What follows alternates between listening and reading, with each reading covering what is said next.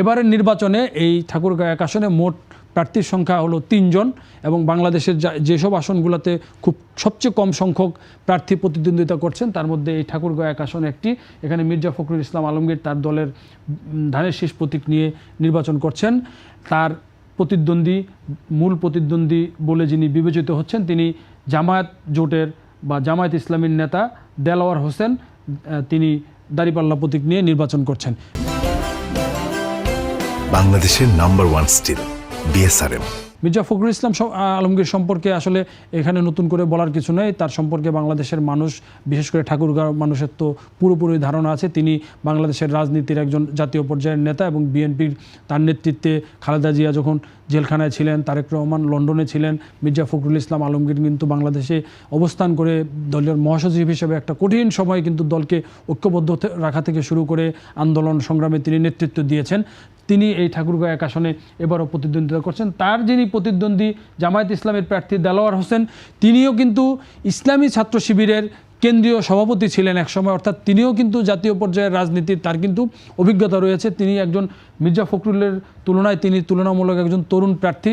এই তরুণ প্রার্থী জাতীয় পর্যায়ের একজন শীর্ষ নেতাকে তিনি চ্যালেঞ্জ করছেন এবং নানানভাবে কিন্তু অনেক শোনা যাচ্ছে যে মির্জা ফখরুলকে কিন্তু তিনি ভালোভাবেই চ্যালেঞ্জ করছেন সেখানে। এবং আমরা যেটা দেখতে পেলাম যে এই আসনটিতে বারবার আওয়ামী লীগ জয়ী হলেও এখানে কিন্তু বিএনপির একটি ভোট ব্যাংক রয়েছে এবং এই আসনে জামায়াত ইসলামী 2বার এখানে তাদের দাঁড়িপাল্লা প্রতীক নিয়ে নির্বাচন করেছিল এবং তারা কিন্তু 2বারই 20,000-এর কম ভোট পেয়েছিল অতীতে 1991 এবং 96 সালে। সুতরাং এখানে জামায়াত পরবর্তী 96 সালের পর কিন্তু জামায়াত এখানে আর তাদের নিজস্ব দলীয় প্রতীক নিয়ে নির্বাচন করেনি এবং এই 2001 এবং 2008 সালের নির্বাচনে জামায়াত ইসলাম কিন্তু এই বিএনপির সঙ্গে তারা জোটবদ্ধ ছিল এবং তারা কিন্তু মির্জা ফখরুল ইসলাম আলমগীরের পক্ষেই কিন্তু সেখানে কাজ করেছে ঠাকুরগাঁও 1 আসনে।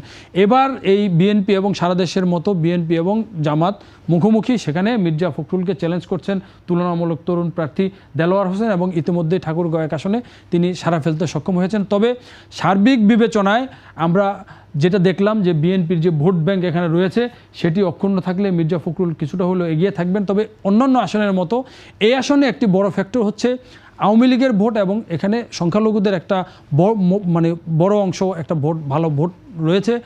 সেই ভোটাররা আসলে কি আচরণ করবেন, আওয়ামী লীগের ভোটাররা এবার ভোট দিতে যাবেন কিনা, যারা আওয়ামী লীগকে সমর্থন করেন বা এতদিন যারা আওয়ামী লীগকে ভোট দিয়ে আসছেন তাদের মনোভাবের কি পরিবর্তন হচ্ছে, তারা ভোট কেন্দ্রে যাচ্ছেন কিনা, আসলে তারা কাকে ভোট দিবেন সেটার উপর কিন্তু অনেক কিছু নির্ভর করছে। যদি তাদের সমর্থনটা মির্জা ফখরুলের দিকে যায় বা তাদের একাংশ ভোট দিতে গিয়ে যদি তারা মির্জা ফখরুলের দিকে ভোট দেন তাহলে কিন্তু মির্জা ফখরুলের জয়ের ব্যবধান অনেক বড় হতে পারে। আর যদি তারা ভিন্ন ধরনের কোনো আচরণ করেন রাজনৈতিক কারণে, প্রধান প্রতিদ্বন্দ্বী বিএনপিকে হিসাব করে ইত্যাদি, তখন কিন্তু এখানকার ভোটের অঙ্কটা অনেক বড় ধরনের পরিবর্তন হতে পারে।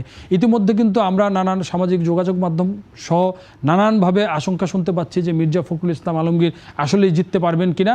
তবে বাস্তবতা হচ্ছে যে ঠাকুরগাঁও 1 আসনে মির্জা ফখরুলের যে নেতৃত্ব, জাতীয় পর্যায়ের নেতৃত্ব, সেক্ষেত্রে এই মুহূর্তে ভোটের অঙ্কে কিন্তু মির্জা ফখরুল অনেকটা এগিয়ে এবং এখানে প্রতিদ্বন্দ্বিতা যেহেতু সরাসরি বিএনপি এবং জামাতের মধ্যে হচ্ছে, সুতরাং দলীয় অবস্থানের অনেকটা রিফ্লেকশন আমরা ভোটের অঙ্কে দেখতে পাবো। সেক্ষেত্রে ঠাকুরগাঁও অঞ্চলে বিএনপি অনেকটাই এগিয়ে এবং মির্জা ফখরুলের আমাদের যেটা বিশ্লেষণ, আমাদের যেটা ধারণা এবং এখন পর্যন্ত প্রাপ্ত তথ্য যা বলছে যে মির্জা ফখরুলের জয়ী হতে খুব বেশি হয়তোবা বেগ পেতে হবে না। তবে ভোটের বাক্সে শেষ পর্যন্ত কি ঘটে, ভোটাররা আসলে শেষ পর্যন্ত কাকে বেছে নেন সেটার উপর অনেক কিছু নির্ভর করছে। জামায়াতের তরুণ প্রার্থী দেলাওয়ার হোসেন শেষ পর্যন্ত মির্জা ফখরুল ইসলাম আলমগীরকে পরাজিত করতে পারেন কিনা সেই হিসাব আমরা দেখতে পাবো 12 ফেব্রুয়ারি নির্বাচনের পর। তার আগ পর্যন্ত ঠাকুরগাঁও 1 আসন নিয়ে এই ছিল আমাদের বিশ্লেষণ। আগামীতে দিনাজপুর 6 আসন নিয়ে আমরা আবার ফিরবো আপনাদের কাছে। তার আগ পর্যন্ত আমাদের বাংলাদেশ প্রতিদিনের সঙ্গে থাকবেন, আমাদের ফেসবুক পেজ ফলো করবেন এবং ইউটিউব চ্যানেল সাবস্ক্রাইব করে আমাদের সঙ্গে থাকবেন, এই আহ্বান জানিয়ে আজকের মতো বিদায় নিচ্ছি। সবাইকে অসংখ্য ধন্যবাদ।